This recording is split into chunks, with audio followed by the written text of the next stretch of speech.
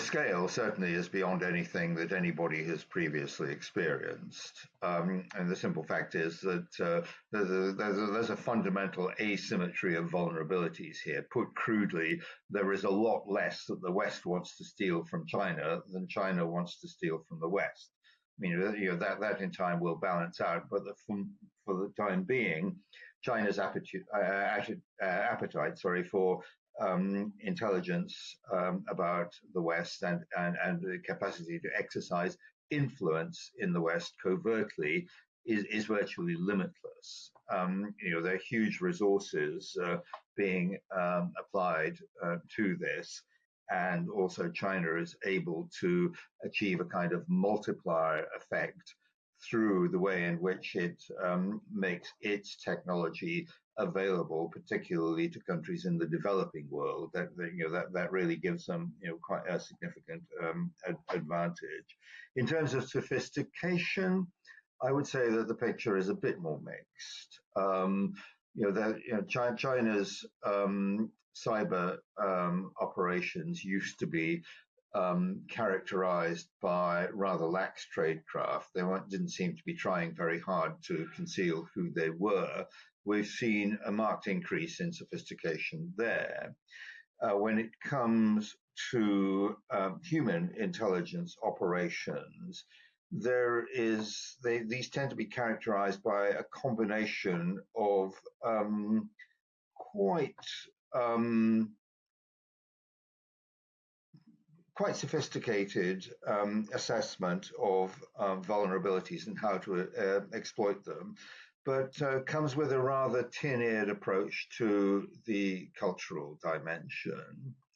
The other thing is, I think if you agree to spy for China, you might find yourself getting surprisingly well paid, but if anything goes wrong, you're not going to get any support or backup from them. So how do they go about recruiting people for human intelligence?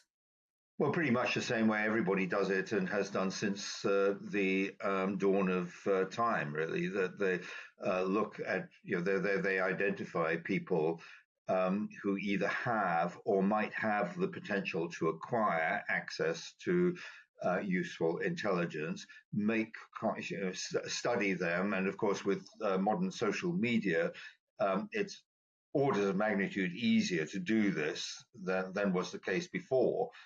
We had modern information communications technologies, and then identify particularly areas of vulnerability or motivation that they might be able to exploit. Normally, they approach people, certainly foreigners, are not approached using coercive means, although the Chinese intelligence services do use things like honey traps in China and actually sometimes outside. But generally, the idea is, to work on positive motivation. It often just boils down to money, quite honestly, because China's ideology, in the Cold War with the Soviet Union, ideology was a factor. It's much less so in relation to China. So it tends more to be about money.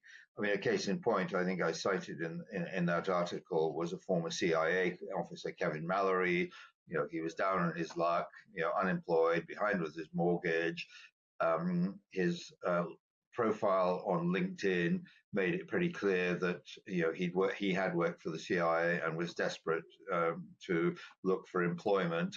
And the Chinese simply sent him a message on LinkedIn saying, "We'd like to invite you to China to attend some event, and maybe you could write a paper for us." And once they got him to China, the rest came pretty quickly.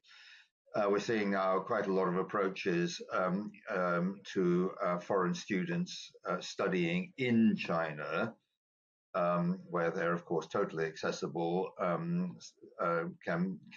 can be subject to 360-degree surveillance while they're there.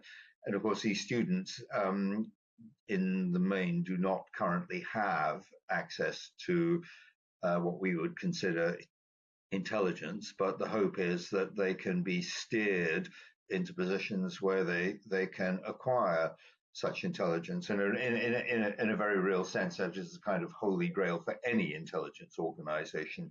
Get somebody young, feed them into the system, and bring them up through it. Tell me a bit more about the breadth of the kind of tools, the agencies, the contractors that China uses both at home and abroad to carry out its espionage. Well, yes. I mean, the fact is that, well, let's look at the cyber side of things, because the appetite for information is such that the intelligence services, the Ministry of State Security, and the military simply do not have enough capacity in-house to cover everything. So they are subcontracting a lot of their activity to cybersecurity companies, often set up by people who were known in the 1990s as patriotic hackers, people who got into Western systems because they thought it was the right thing to do to promote China's interests. And we've seen examples of these companies being contracted to cover an enormously wide range of targets all around the world. So that is, I think, the first thing. But it goes beyond this because China is perhaps best thought of as a kind of intelligence state in much the same way as the Venetian Republic was at its apogee in the 16th, 17th centuries, when covert activities, covert collection was kind of integral to the functioning of the state. And this is very much true for China now. The Chinese Communist Party was forged in a crucible of clandestinity. For the first 2 decades of their existence, they were engaged in a no-holds-barred, vicious intelligence war with the ruling nationalists. And that culture remains very much a part of how the Chinese state does things. So when we talk about espionage, we see a lot of activity being undertaken by individuals who are not formally part of China's intelligence apparatus. An extreme example of this was a couple of years ago, the United States started noticing a high incidence of Chinese nationals purporting to be tourists attempting to make their way into military bases and effectively seeing how far they could get. Initially, this was thought to be not something that was coordinated, but I think more recently the US government has concluded that it was more coordinated. And is just one of a number of examples of where China is looking to use the freedoms of an open society to maximize, to see how far they can push, see how far they can get. And what was spying like when you were in China?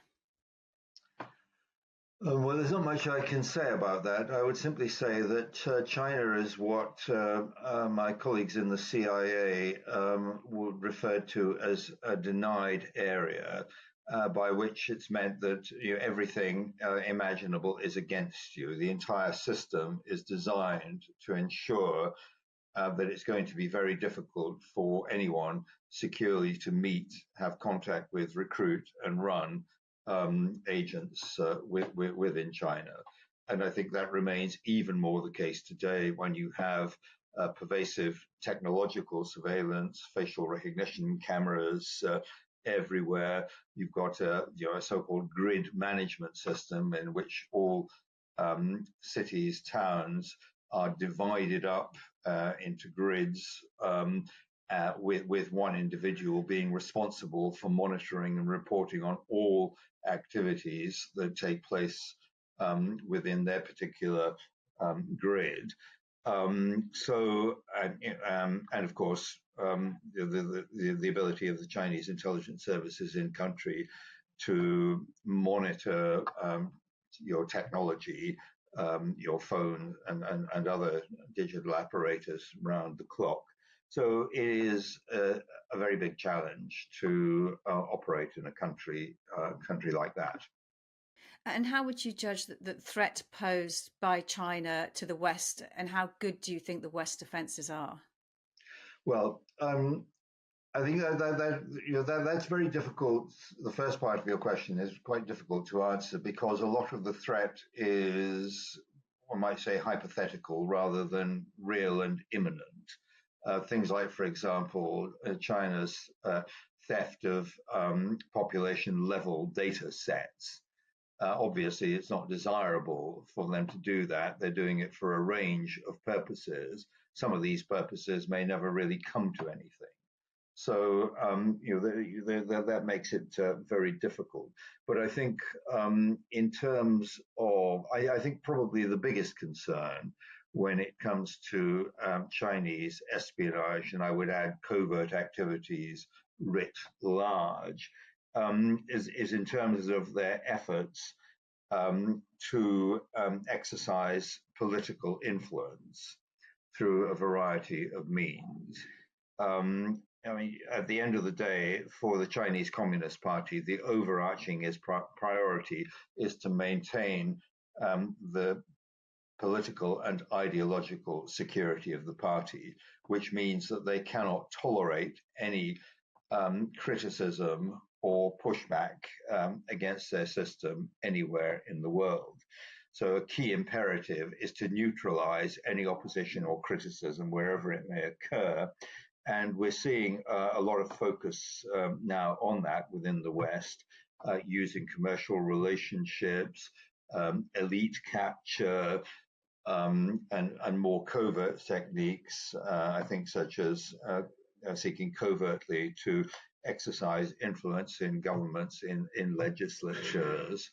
We've seen a lot of this in Australia and Canada. We're starting to see it here and in other Western European countries as well. So I think those are, in some respects,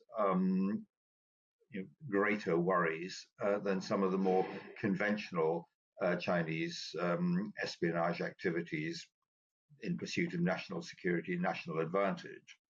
And in that context of exercising political influence, when the current British Foreign Secretary David Cameron was Prime Minister, he famously coined this phrase of the golden era to describe relations with China. I mean, how did you react at the time? And do you think he was played in hindsight?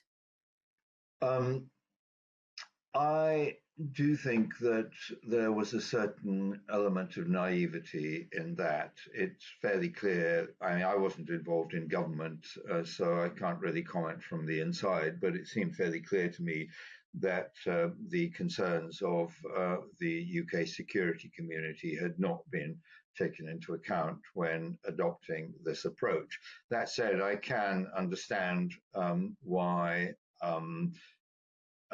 back then the government of the day did look at this in terms of how the United Kingdom could derive optimum benefit from commercial and economic relations with China.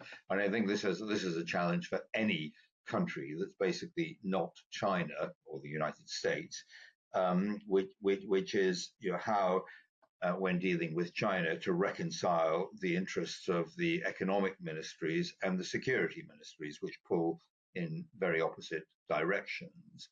And I think the short answer is that there is no one-size-fits-all single answer to this.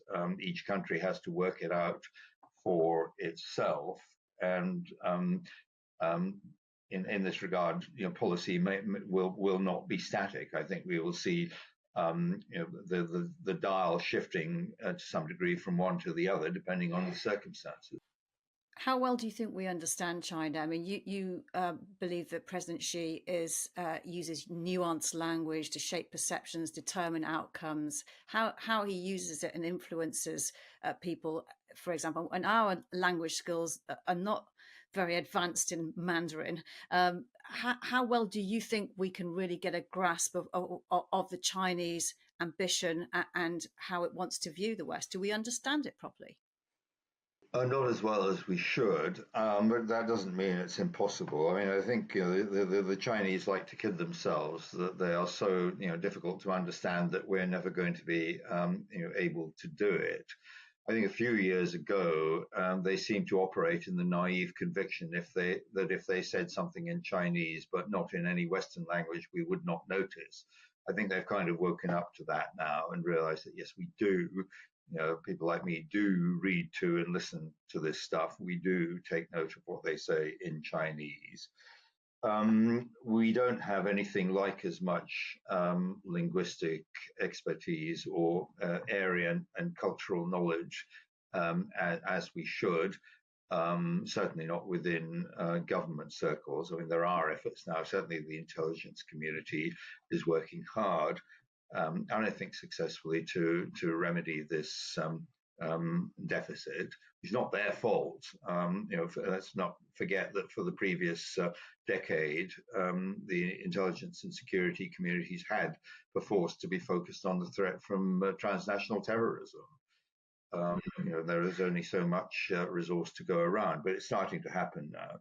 But I think more widely within government, it's still the case that knowledge of China and ability to speak the language is not really yet valued sufficiently, is not something that gets you promotion and recognition in the way that I think needs now to be the case.